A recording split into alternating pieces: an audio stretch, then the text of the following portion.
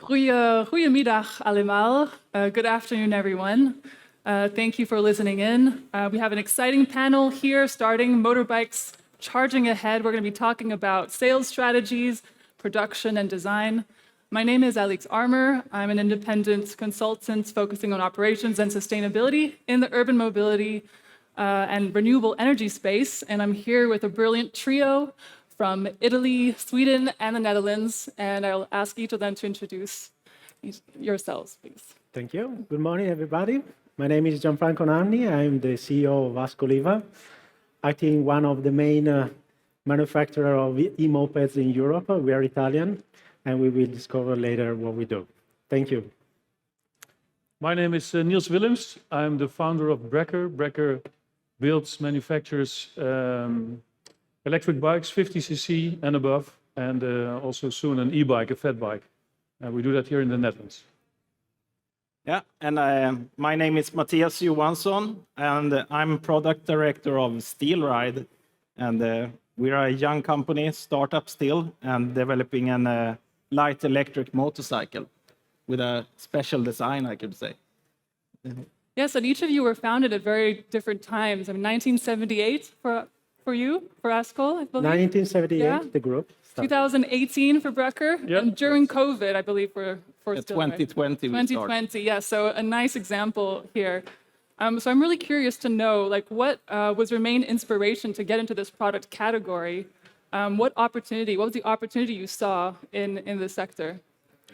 Well, we started in the EV sector in 2012 for the R&D project. And we tried to use our known technologies. We have more than 800 patents on this technology to electric vehicle, light electric vehicle. We started from a white paper, and we tried to work on commuter. The focus was on that, and moving people on town. And of course, we tried to design this scooter, this moped, to allow them to be more smarter in towns. One aspect that we focused since the beginning was the removable batteries that we introduced probably as first mover in the market, and we designed our vehicle around this product. So our motto is innovators by nature, and so we follow this also in the electric vehicle. Okay, Niels. I have to say we like motorcycles, also when they're not electric. I like even the smell of the combustion engine, I have to admit. But yeah, as we move forward, the design changes, and we want to build great motorbikes, but then electric. So yeah, that was really the main reason. And we thought the design wasn't right, and we had to also do some work there. So that's why we started 5 years ago. Good timing, I would say. Yeah. Yeah, and we really started from looking how could you design something to be really good for the nature. And we were thinking using flat sheet metal and having the full potential of that. So we started to see how could we curve fold flat sheet metal, and what kind of product could we do from it. And a chassis for a motorcycle is one of the most hardest thing to do, as we saw. So we really liked the challenge of doing that. Yeah, and I must say, each of your products categories are very different in style and design. And I'm curious to know, what were the big elements that came into consideration for manufacturing? Like, what was the design? For example, in Stillfold, you have the Stillfold technology that inspired the Steelride. Yeah. It seems like it's designed first. It came out from design, and we saw that the industry needs to do a change, because of course you can have an electric vehicle, but that's still not enough.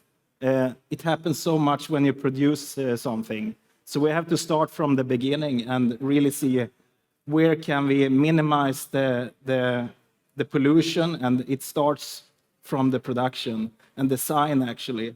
How to design a product that is lightweight and minimize the material and waste.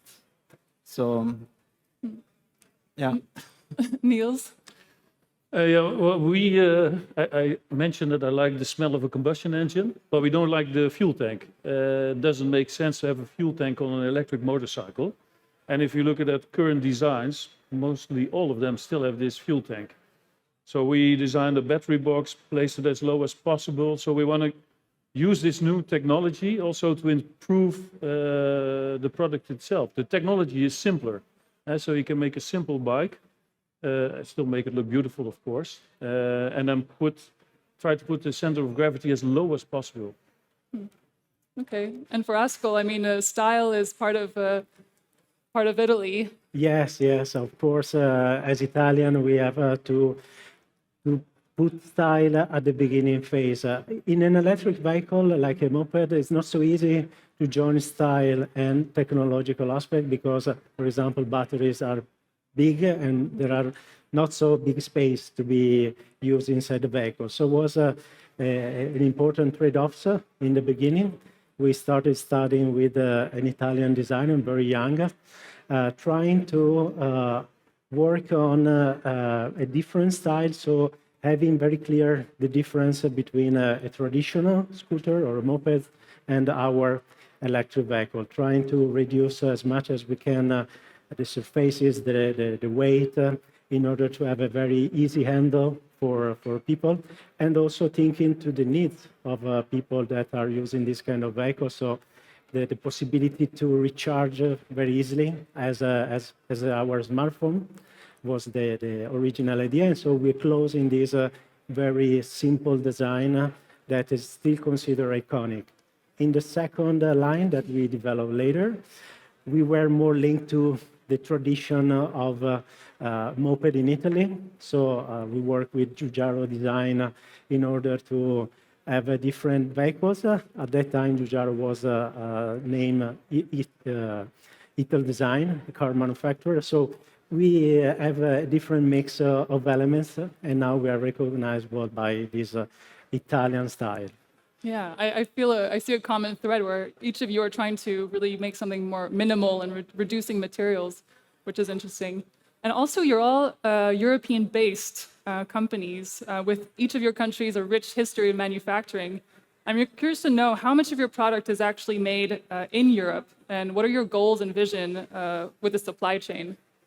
I think we can start with Gianfranco again, who has a lot of experience and history in this sector. Yes, yes, as industrial manufacturer, as a historical industrial manufacturer of motors, let me say that we are fully Italian-made, and because we manufacture our motors, and we really start from the copper wires and to the other components.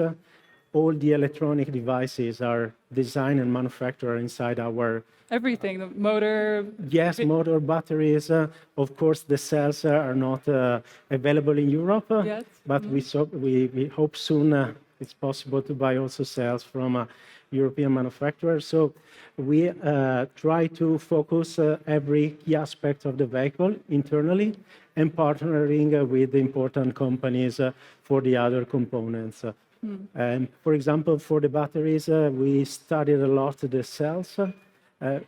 It's not a matter of not trusting Samsung or LG. They are giant, and of course we trust in them. But it's necessary. Was it necessary for us to absolutely understand what happened to these cells during the lifetime, and try to squeeze as much energy as we can, and giving much more range possible. So we are continuing to focus on this aspect: design, R&D, and quality. Okay, and Niels, where's your production? Where are you sourcing your components? So we assemble the bikes here in the Netherlands. And as a point of value, then most of it comes from Europe, because the electric parts mostly come from Germany. So it doesn't have to be Europe, but it has to be good. You end up in Germany for the electric part. We did end up in Italy for the battery box. We need a nice, stylish cover. So We have to work. Italy was the best Yeah. place to do that. But I have to be honest, we also get some parts from Taiwan, for example. And that also has to do with size. So our frame is from aluminium. We want to do that here in Europe. But then you have to start with 10,000 units a year to do that in Portugal, for example. And that's not That's a big doable when volume, you start yeah. up. So yeah. Yeah. And in our prep call, you mentioned there was some news about maybe some new production site here. Yeah. I don't know which of you guys come from the Netherlands, but maybe you heard in the news that VDL is starting up a plant here in the Netherlands producing aluminium frames. Yeah, could be a new We talked to them as well, but yeah, we knew that, again, we needed You to need do the a volume. big number. So we'll keep talking to them when we get there. But yeah, they're starting up here as well, yeah. Okay. And Matthias, I know you guys are still very, very young, but what is your plan and how are you sourcing your parts? Yeah, I should say mainly we're sourcing from Europe because of our quality requirements and because of the volume as a startup, we have a challenge also. So I should say most of the parts is sourced in Europe. And a lot of things actually is also self-developed because our design, it's hard to find off-the-shelf products for that kind of design also. So Yeah, it's a bit mixed. hopefully it'll be easier to source components here in Europe. Speaking of supply chain and potential disruptions, COVID was a difficult time for each of us. So I'm curious to know, like, what were some of the challenges during COVID, and have you actually been able to resolve them? Maybe Gianfranco, again with your type of production size, you have some solutions to share or some of your Yes, ideas? let me say that COVID was a terrible moment due to supply, mainly for electronics and cells, but many other components. So what we understand is to speed up our process to reduce our supply chain and try to find partner very, very near. For example, we are now starting manufacturing the frame of our mopeds in Italy. That is another step.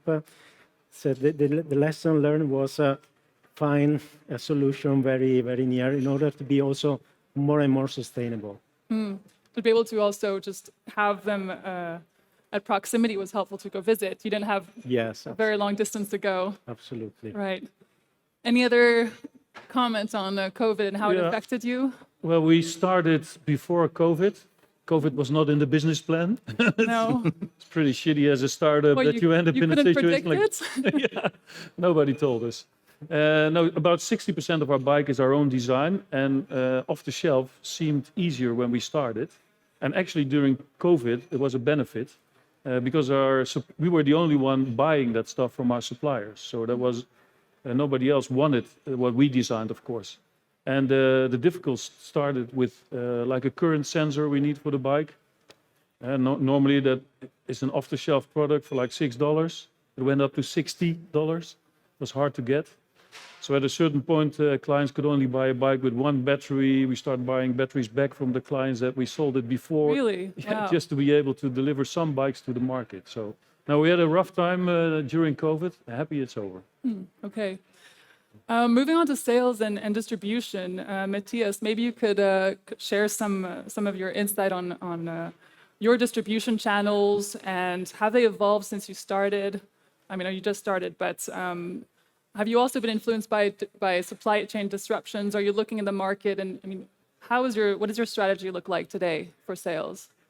Yeah, for sales, of course everyone starts to think you can do this by yourself. You can sell and have it online, and you don't need any other to help that in that process. But as I see, you need to have the contact to the different countries because of it could be a culture thing, it could be contacts, it could be also the way of getting maintenance and actually how to reach the customer. It's not that easy to do from one country to another. So I see you need a lot of cooperation anyway, even if you have a goal to sell it by your own channels. And are you selling direct to consumers or also B2B with the dealer network? Yeah, to start with, our product will be more direct to customer, as we see, but opportunities can change. So I never close the door, so to say, but the focus now is B2C. Okay, and Niels, has your strategy been straightforward, or has it? No, like most startups, we're in the same position. We said, oh, we'll do it ourselves, and maintenance is not an issue, but it is. So we have now a hybrid model. We sell via dealers and directly, but we don't want to have control over our brand. So you see in the past there were manufacturers only going through dealers or a distributor, and then the brand has a different meaning in a different country. So Sparta, for example, or Batavus, they have a different brand perception here in the Netherlands as they have in Denmark. We don't want that. So we're keen on focusing on our brand in each country, but we like working with good dealers. Absolutely, yeah. Is shared mobility somewhere on the map there? I think we have more product that people buy with the heart. We don't want to see them floating around the city and being thrown in a canal or so. Yeah, maybe we'll leave that to Askell, right? Gianfranco, because I believe you have a large portion of your sales, which is on a shared platform. Yes, absolutely. We work both on B2B and B2C. In B2C, we are dealing with a distribution network of dealers. Even we go direct with our e-commerce. But as you said, a good part of our business, approximately 40%, is linked to B2B, so sharing mobility and also delivery services. I think that being a real manufacturer, so having the possibility to work on every aspect of the vehicles, we could better partnering with these operators that don't ask a product, but ask more for a solution.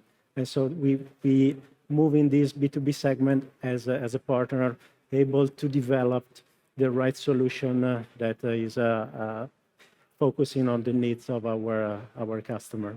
Yeah, and I mean, how are you managing this? I mean, it's a vast network of dealers as well. I mean, do you have a platform, or how are you just managing the relationships and are using tech to do? Yes, we have a platform. Of course, also people on the market, but it's necessary to have a relation with people. But we have a platform that allows us to control every claim from linked to warranties or linked to any aspect that could happen on the streets. And this is necessary to assure a very quick and precise service to the network, because in B2B, that is a key aspect, but also for a private user, having the full availability of the product in the time is necessary. So we are very reliable on this side to be very fast, thanks to this platform. Yeah. I'm curious, how do you guys feel about regulations around your product category? I mean, I know in motorbikes, it's had its ups and downs in popularity, but how has it affected your strategy? Do you build your products around the regulations or around the market opportunity and consumer demand? Niels, do you have an opinion on regulations? Well, when I was 16, I hated regulations because I only could ride a 50cc bike and I was only allowed to drive 45, which is too slow. No, regulations is important. What you see, of course, is that the electric mobility is being held by authorities. Paris is a good example. It's getting more difficult to drive there by car or to park your car or even to park your combustion engine scooter. So that's all very good. What annoys me a little is that the regulations around the vehicle is pretty clear. So what we have to build, that's clear, and then you can sell it in the whole of Europe. What is different per country, and that makes it hard sometimes, is when you're allowed to drive it. So for a light motorcycle, here in the Netherlands you need a full motorcycle's license. But in Germany, if you have your car driver's license and a certain age, you just need 4 lessons and you can drive a light motorcycle. So that category is very popular in Germany. And it's kind of non-existent here in the Netherlands. And especially that lower category where you need a A1 motorcycle license. I think each European country, especially the Netherlands, should make it easier to get it. I mean, when you're 18, you're not allowed to drive like a 1000cc bike, and that's good because you're going to die. That's too dangerous. But if you're 25, 30, why is it so difficult to get on a small motorcycle? So that's my opinion.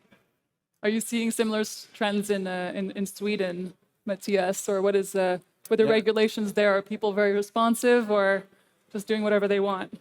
No, I think we are very absolutely, but we have the similar regulation with the driver license. You need a special license for motorcycle, so it's still also something that you need to think of when you have this kind of products. The product regulations I see in light electric vehicles are quite light, so to say, because I was in 2012 starting a company developing a light electric truck that are based on car regulations. And these are much more complicated and stressful as a startup, almost made to not deliver. So in light electric vehicles, you have a chance as a startup at least. Yeah. May I make another small Yeah. comment, which I'm thinking of? When we were going through homologation of our 50cc bike, it's electric and it has no sound. And what people told us is that that's dangerous because you don't hear these bikes coming. So we put sound on the bike, but it was not allowed. And it made me think of way back then we had this third braking light, which everybody knew that it's better for safety, but it was not allowed. Now it's everywhere. And I do have to say, we work with the RDW here in the Netherlands, the authorities where you have to homologate your product. And they really helped us to get this sound module certified and okay for our product. Oh. So that's good that authorities, Yeah. I wouldn't say they were flexible, but they found something in the rules that we were allowed to do it to improve safety. Oh, that's good support. Yeah. Yeah. Speaking of safety, and also I want to talk about environmental safety, let's say, but I was pleased to see that on each of your websites you have a mention of sustainability. And I mean, Matthias, I think the still ride with this material and the whole company was started around the idea of trying to reduce impact. Can you tell us a little bit more about that side of your business? Yeah, actually the business started from the area that we saw. It's a puzzle. You need to solve the situation with all kind of different things. And so we started from the beginning and actually were looking how to design in a friendly way. And that came out also to this folding part of our company. So like an industrial origami or what you say, we use this method, and it also minimized the tooling and the cost of toolings. So and also the transports of components. So it's many steps that helps us in this way of designing. And Gianfranco, I mean, you guys, your whole product is made in Italy. You are in control of the whole design and the manufacturing. I mean, that gives you a lot of control in the materials and the processes. So what else are you doing in terms of sustainability? What are your goals there?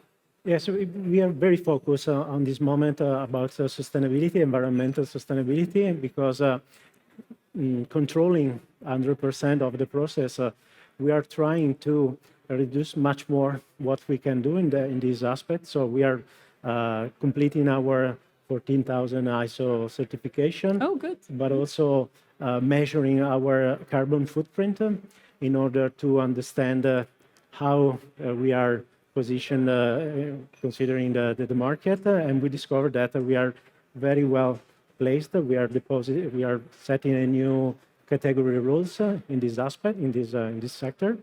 But what is very important, as is linked to the supply chain, is not only a matter of materials and weight, but also a matter of supply chain. How is the supply chain made? So reducing, as we said before, the range of traveling of components. So the proximity of all the components. The proximity, yes, is absolutely important to reduce the carbon footprint, and so we are working on this in order to improve much more. So it's a part. It's the beginning and never the end, but it's absolutely important for us. Okay, yeah. Niels. Yeah, well, for example, our batteries coming from Germany are hard to refurbish, which annoys us. So we're working together with a group of companies and also with some universities to develop a battery that can be easily refurbished. We're not going to produce the cells, of course, but we can make a smart battery system. So that's one of our goals, to improve it there. Because I think for about 50% of our clients, they like the bike, they like riding it, that's the end of it. But the other half, it's really important how we do with sustainability. So you feel that just being, because I mean, some consider an electric bike or a motorcycle already a step ahead, but clearly there's more to do. Well, everything is great about this bike and it works except for the battery. So if we can improve that, that would be a huge step forward. Yeah. So we're nearing the end, but I wanted to kind of give you an opportunity for closing thoughts, but also, think about the industry and the idea of radical collaboration. What type of radical and crazy idea of a collaboration would be necessary to have, a lot of impact in this space in terms of, sustainability, but not only. I mean, I know Niels, I think collaborating together with other companies on battery repurposing is amazing, but what more can we do together? Well, I think authorities already helping us. One would be that we do more here in Europe, for example, cell production. That would be good if we do that here. And more stimulation even to get the combustion engine out of there. But it's hard to think of something that nobody thought of and bang, it's going to work. So small steps, I think. Yeah, I mean, I'm seeing a lot more partnerships and collaboration between, this is why we're all here today. Matthias, do you have any other, like on your side, I mean, collaborating with authorities or other brands? I think collaboration is a really important part in this area that we work with.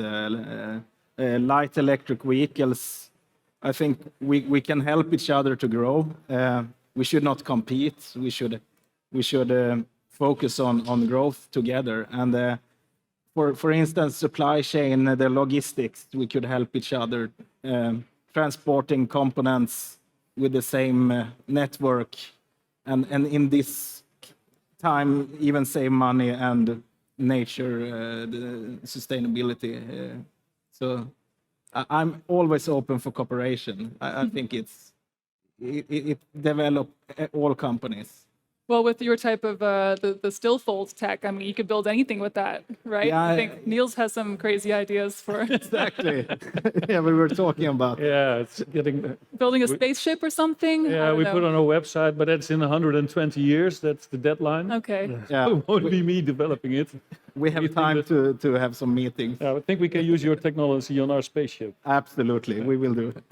And maybe Askold's facilities of production. Yes, of course. If you need batteries, electronic controls. Spaceship with battery. We were saying before with Mattia that sometimes we are more focused on competition, but probably in this stage of the market it's better to work together and then wait for the competition when the numbers will be higher, and so we have more challenge to be done against the other. Now is the moment to work together, and so I think this could be a quick development of this market. Yeah. I mean, and do you have any, I mean, beyond motorbikes, are you also thinking about something different?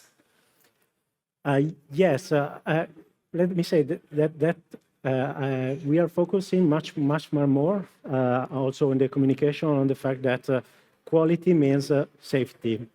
And as European manufacturer, we have to stress as much as we can that we have to work with quality to grant safety. And this is a key point because consumers are looking much more for safety, and so they could get also very good quality products. Yeah, the market is maturing for sure. So maybe spending a bit more on quality components, components manufactured in Europe, that can probably help improve consumers' expectations. Absolutely. Any other thoughts, closing thoughts from Niels or? No. No? Okay. Not really. Great. Yeah. Well, I thank you so much. I think Thank we'll you. just finish it here. And yeah.